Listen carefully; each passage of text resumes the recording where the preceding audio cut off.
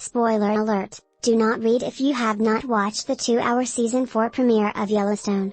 The Dutton family may have survived an attack at the end of the 3rd season of Yellowstone, but the war looks to only be beginning, and the first casualty of season 4 is Josh Holloway's Roarke.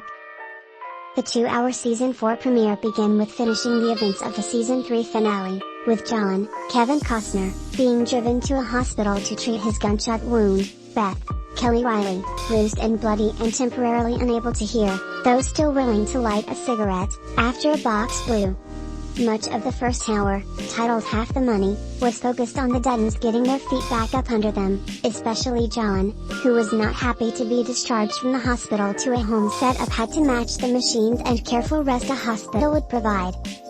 Beth's anger was equally palpable, but directed in different places, namely at Jamie, Wes Bentley, whose office she stormed into, throwing childhood items and threatening that she would kill him herself, convinced he was the one who put a hit out on the others. Kayce was not convinced of this, however. At the end of that episode, though, Roarke was alone, fishing, when Rip, Hauser, approached him with a cooler asking if it was his. Although Roarke kept saying no, Rip walked closer, insisting, and then opened it, tossing the contents, a rattlesnake, at Roarke. It had been aggravated by Rip's shaking of the cooler and got Roarke in the face.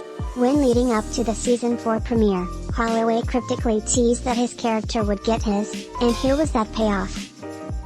Roarke ran into the woods, but it was futile. The venom worked fast and Roarke collapsed and then expired with Rip standing over him, with a bruise on his chest.